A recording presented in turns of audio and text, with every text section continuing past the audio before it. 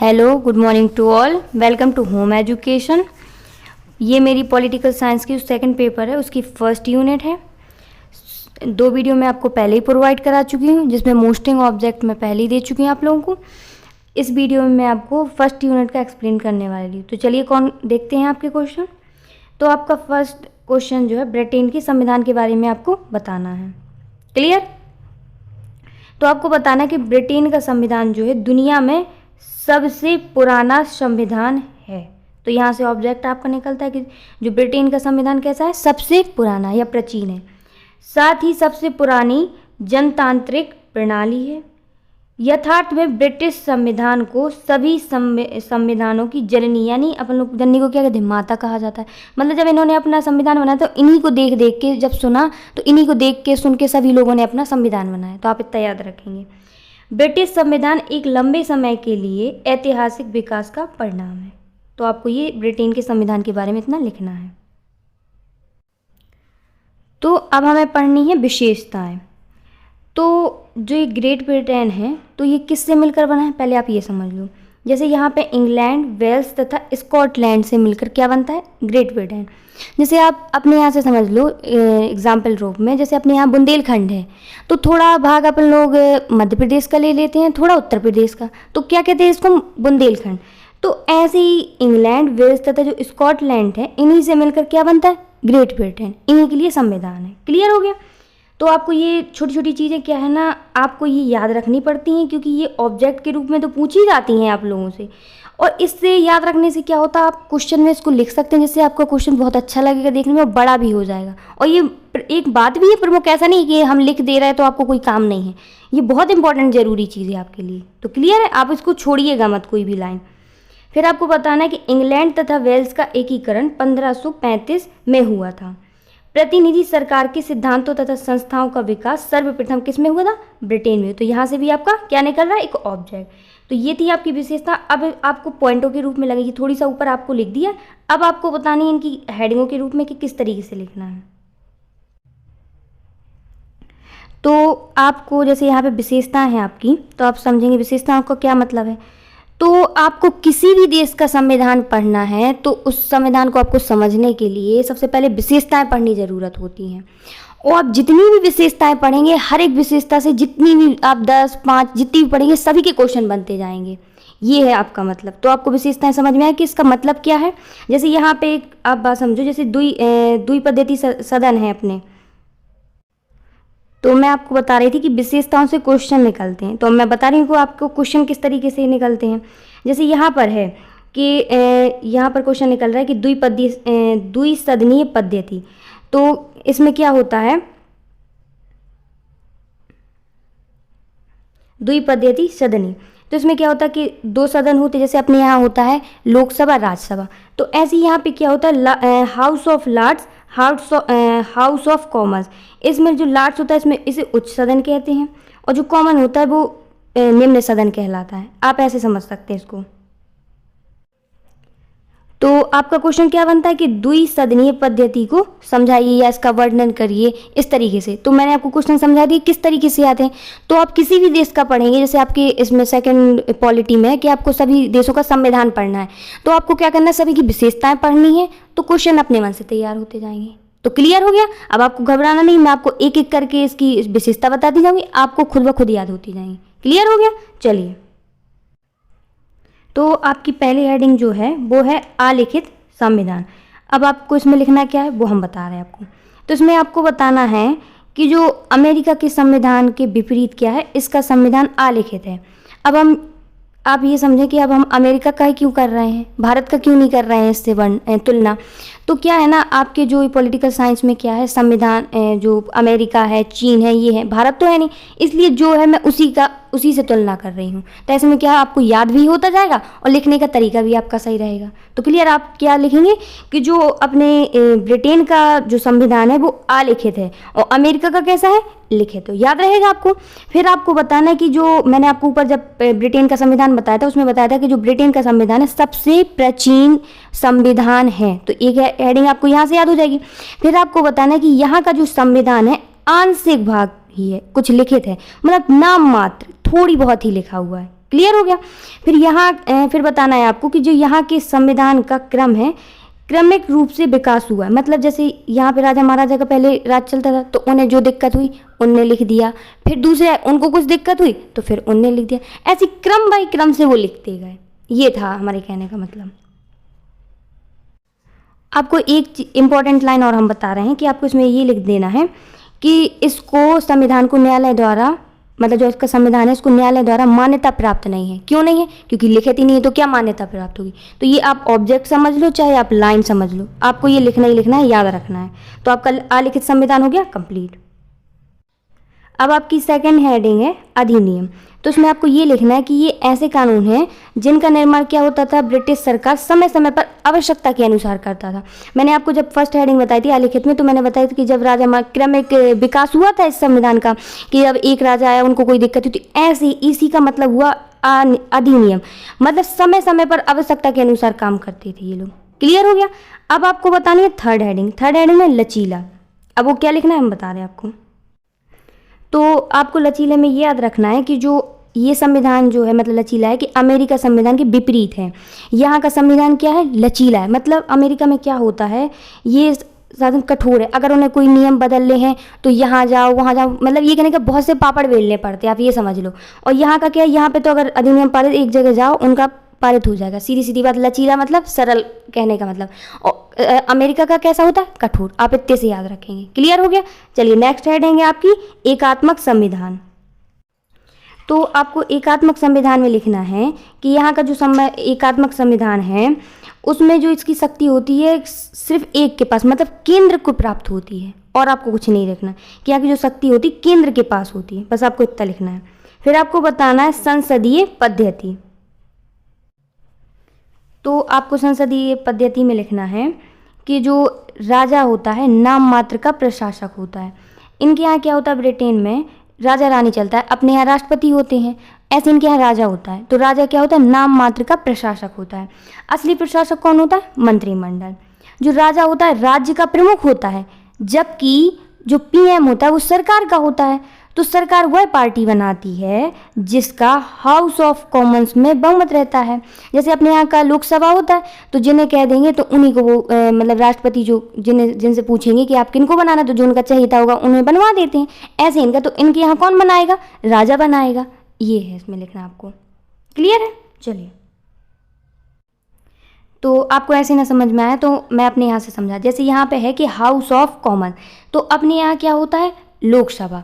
तो लोकसभा में जिसकी सांसदों की संख्या जिनकी ज़्यादा होगी, जैसे अपने यहाँ किसकी है, बीजेपी की है, तो बीजेपी जब जाएंगे तो वो बताएंगे कि हमारा ये चाहिए था, हमें इनको बनाना है। जैसे अपने यहाँ किसको है, बीजेपी में किसको ज़्यादा पसंद करते हैं, किसको, मोदी जी को। तो उनकी नियुक्ति किसके द्वारा की जाती है, राष्ट्रपति के द्वारा। लेकिन ब्रिटेन में कौन करता है, राजा के द्वारा होती है। बस ये लिखना है आपको। क्लियर हो गई। चलिए, एक हेडिंग आप लोग और लिख लो। उसमें लिखना है आपको धर्मनिरपेक्ष नहीं। इसमें आप लोग लिख देंगे कि जो ब्रिटेन का संविधान है धर्मनिरपेक्ष नहीं है। कहने का मतलब ये कि इसमें नागरिकों को क्या है, धार्मिक स्वतंत्रता तो प्राप्त है पर लिखित नहीं है, क्योंकि मैंने आपको पहले बताया था कि जो ब्रिटेन का संविधान है वो लिखित नहीं है।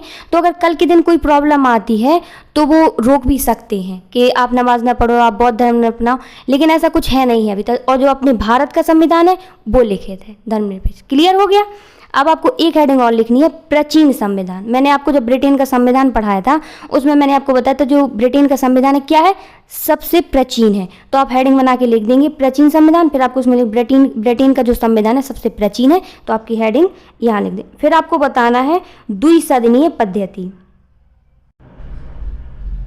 तो आपकी ये है द्विसदनीय पद्धति। इसमें आपको लिखना है ब्रिटेन की संसद जो है द्विसदनीय है, जिसमें 2 सदन होते हैं। कौन कौन से, एक तो होता है आपका हाउस ऑफ लॉर्ड्स बताना है आपको, फिर सेकंड बताना है आपको हाउस ऑफ कॉमन्स। फिर इसमें ये बताना है आपको कि ये जो लॉर्ड्स होता है वो अपने यहाँ का राज्यसभा होता है, जैसे अपने यहाँ राज्यसभा कहते हैं उनके यहाँ लॉर्ड्स कहते हैं, और जो कॉमन्स होता है वो लोकसभा होता है। आपको इससे याद रहेगा। तो आपको लॉर्ड्स में लिखना है कि ये उच्च सदन होता है, और कॉमन्स को लिखना है निम्न सदन होता है। इतना आपको लिख देना है। क्लियर हो गया। चलिए, अब आपको इसमें लिखना क्या है, लॉर्ड्स में इसमें लिख देना यह उच्च सदन विश्व का सबसे पुराना सदन है, और इसमें आते क्या क्या हैं, रईस आते हैं, लॉर्ड्स आते हैं, इस तरीके के आते हैं। अब आपको कॉमर्स में क्या लिखना है, यह सबसे लोकप्रिय संस्था है, इसमें निर्वाचित सदस्य आते हैं। तो आपको ये लिख देना है इसका डिटेल।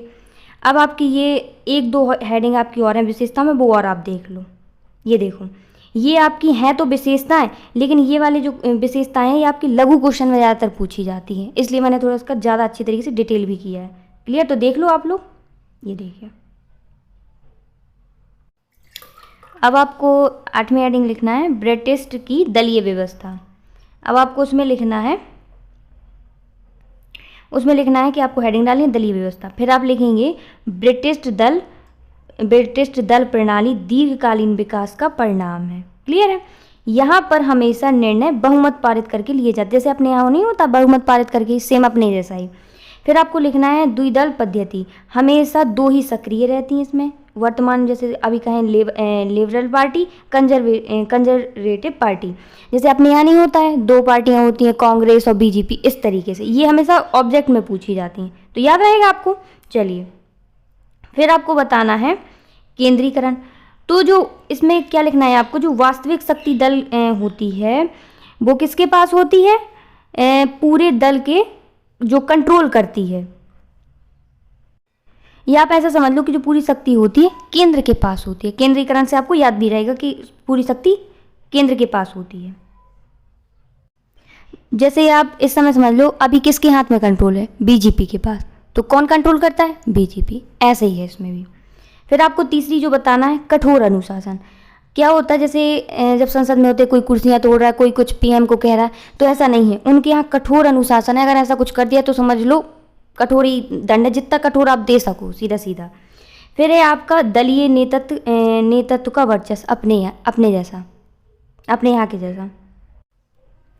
तो आपका जो दलीय नेतृत्व का वर्चस्व था, तो जैसे यहाँ पे आपकी पार्टी है लेबर पार्टी, कंजर्वेटिव पार्टी, तो इसका जो प्रमुख होगा उनका वर्चस्व होता, आप इससे याद रख सकते हैं। फिर आपको बतानी है लूट प्रथा का अभाव। अब आप इसको थोड़ा ध्यान से समझिए कि जो लूट प्रथा का अभाव है आपको 2 जगह पढ़ने को मिलेगी, 2 जगह फेमस है, एक यूएसए मतलब अमेरिका में, एक आपको ब्रिटेन में। तो यहाँ पर क्या होता है, लूट प्रथा का अभाव होता है। जैसे इसको लिखना क्या, अब हम बता रहे हैं आपको कि जो लूट प्रथा का आशय यह है कि किसी भी दल की सरकार बने प्रशासनिक अधिकारी होने से उन्हें बदला नहीं जा सकता। लेकिन यूएसए में क्या होता है कि जिन्होंने यूएसए की मतलब राष्ट्रपति को जीतने में मदद की थी उन्हें बड़े ओहदों से नवाजा जाता है। यहाँ पे सरकार चाहे जिसकी बने, अधिकारी जो सरकारी अधिकारी होंगे वही रहेंगे। लेकिन यूएसए में क्या होता है, जैसे ही राष्ट्रपति बने दूसरे, तो जो सरकारी अधिकारी होते हैं उनको पता नहीं चलता, उन्हें हटा दिया जाता, और जो उन्हें पसंद होते हैं वो उन्हें बड़े बड़े मतलब अधिकारों से नवाज देते, बड़े बड़े ओहदे दे देते हैं, इनका ये मतलब है। तो आपकी ये वाली जो हेडिंग थी वो हो गई कंप्लीट। अब मैंने आपको इस हेडिंग में इतना बता दिया कि चाहे आपका लघु आ जाए, चाहे दीर्घ आ जाए, और चाहे जैसा भी आ जाए आप लिख सकते हैं। अब जैसे आपका इतना मैंने 6-7 हेडिंग तो बता ही दी है आपको, एक हेडिंग आपको और याद रखनी है। कौन सी हेडिंग है आपकी, विकसित संविधान, ये आप और लिख लेंगे। क्लियर? चलिए, अब आपको एक हेडिंग और बतानी है, ब्रिटेन में न्यायिक पुनर्विलोकन का अभाव। ये एक आपकी हेडिंग भी है विशेषता की, और लघु में ये क्वेश्चन भी पूछा जाता है। और उससे पहले एक चीज़ और आप याद रखें, जैसे आपको ये क्वेश्चन छोटा लग रहा हो तो मैंने जो ब्रिटेन का संविधान लिखाया था उसके ऊपर आप ब्रिटेन का संविधान लिख सकते हैं, और विशेषता में जो 2-3 लाइन लिखी थी वो भी आप लिख सकते हैं, तो आपका थोड़ी और बड़ा हो जाएगा। ऐसे ही अगर ये वाला आ जाए तो आप इसमें भी कर सकते हैं। तो चलिए पढ़ते हैं इसमें क्या क्या है। तो ये जो है कि ब्रिटेन में न्यायिक पुनर्विलोकन का जो अभाव है, इस अधिनियम की क्या है, ब्रिटेन में अभाव है नहीं है। और इसकी उत्पत्ति, इस अधिनियम की उत्पत्ति कहाँ से मानी जाती है, यूएसए मतलब अमेरिका से। तो आपको इसमें लिखना है कि न्यायिक पुनर्विलोकन की जो उत्पत्ति है यूएसए से मानी जाती है, तो याद रहेगा आपको। फिर आपको बताना है कि जो भारतीय संविधान में न्यायिक पुनर्विलोकन सिद्धांत का कोई स्पष्ट उल्लेख नहीं है अपने यहाँ। फिर आपको बताना है कि न्यायिक पुनर्विलोकन उस प्रक्रिया को कहते हैं जिसमें कार्यपालिका के कार्यों की न्यायपालिका द्वारा पुनरीक्षण का प्रावधान है। इसका मतलब ये है कि जैसे सरकार ने कोई काम किया, जनता को उससे दिक्कत हुई, तो जनता कहाँ जाती है, न्यायालय में। तो न्यायालय क्या करता है, उसकी जांच पड़ताल करती है, उसको आदेश द्वारा रोक भी लगा सकती है। लेकिन ब्रिटेन में ऐसा क्या है कि ये आलिखित संविधान है उनका, तो उसमें कोई स्पष्ट व्याख्या नहीं है, क्योंकि जो ब्रिटेन की जो संविधान की पूरी शक्ति होती है किसके पास होती है, हाउस ऑफ कॉमन्स के पास होती है। समझ आ गया आपको? चलिए, तो आपको यहाँ पे दो ऑब्जेक्ट के लिए यहाँ पे मैंने दो लाइन लिखी रखी हैं कि जो भारत के राष्ट्रपति के कार होते हैं वहीं वहाँ के राजा रानी के कार होते हैं। मैंने आपको पहले भी जब हेडिंग बता रही थी तो मैंने आपको बताया था। तो अब हम लोग राजा रानी कर ही रहे हैं, तो आप प्रेजेंट में जो वहाँ की रानी है उनका नाम बताइए। तो वहाँ की जो रानी है उनका नाम है एलिजाबेथ द्वितीय। आपको ये ऑब्जेक्ट में भी पूछ सकता है और आप लिख भी सकते हैं कहीं अगर ना भी आए। क्लियर हो गया? चलिए, तो आपको एक क्वेश्चन यहाँ पे ये मिल जाता है कि ब्रिटेन का राजाशाही, तो आप इसको लघु में बाई चांस ये क्वेश्चन भी आ जाता है या आप हेडिंग में भी यूज़ कर सकते हैं इसको। तो इसमें आपको बताना है कि जो इंग्लैंड में राजाशाही का अंत हुआ है। राजाशाही का अंत होने का मतलब कि जैसे अपने यहाँ राष्ट्रपति होते हैं कि उनका पद होता है, उनमें कुछ ही काम करने की वो होती है, लेकिन बाकी सब सत्ता जो होती है सब संसद के पास होती है, पीएम के पास होती है। तो इनके यहाँ ऐसी राजा जो होता है नाम के लिए ही होता है, सिर्फ उनकी पद की गरिमा के लिए है। आप इतना याद रखेंगे। फिर आपको बताना है कि वहाँ पर संवैधानिक राजतंत्र चलाया जाता है। ब्रिटेन में राजशाहों को एक संवैधानिक राजशाही के रूप में जाना जाता है, बल्कि जबकि कानून बनाने, कानून को पारित करने की जो क्षमता क्या होती है, एक निर्वाचित संसद के साथ रहती है। जो मैंने आपको ऊपर बताया था कि जो हाउस ऑफ कॉमन्स है उनके पास होती है। लेकिन जो 20वीं सदी से जो पहले अधिकार था वो क्या था, राजा के पास थे 20वीं सदी। जो बाद में क्या हुए, संसद के हाथों में सत्ता चलेगी। संसद के हाथों का मतलब हाउस ऑफ कॉमन्स के पास। तो क्लियर हो गया? जो आपकी फर्स्ट यूनिट थी वो मैंने आपकी कंप्लीट करा दी है। और आपको फर्स्ट यूनिट में कोई भी दिक्कत हो तो आप कमेंट बॉक्स में कमेंट कर सकते हैं। तो जो फर्स्ट यूनिट में आपके जितने भी मोस्ट क्वेश्चन थे वो तो मैंने आपके कंप्लीट करा दिए हैं। और जो आपके लघु में क्वेश्चन आते थे, जो ज़्यादा मोस्ट थे, आते रहते, रिपीट हो रहे थे पेपरों में, मैंने उनको विद डिटेल भी दिया। और बल्कि ऐसा नहीं कि मैंने उन्हीं बस का दिया, मैंने दिया सभी हेडिंग का। अब बाई चांस कोई हेडिंग लघु में आ जाए आपके, तो मैंने सभी हेडिंगों का डेटा इतना दे दिया कि आप लिख सकते हैं। और मैंने आपको पहले यूनिट स्टार्ट करने से पहले मैंने आपको एक चीज़ समझाई थी कि जो ब्रिटेन का संविधान है भारत के संविधान से स्ट्रक्चर मिलता जुलता हो, तो आप थोड़ा बहुत बना के भी लिख सकते। और वैसे भी मैंने उनका संविधान विशेषताएं इतनी बता दी हैं कि आप थोड़ा घुमा फिरा के आराम से आप लिख सकते हैं। क्लियर है? तो आपको इसमें कोई भी दिक्कत हो आप कमेंट बॉक्स में प्लीज़ कमेंट कर सकते हैं और वीडियो को शेयर ज़रूर करें। Thank you.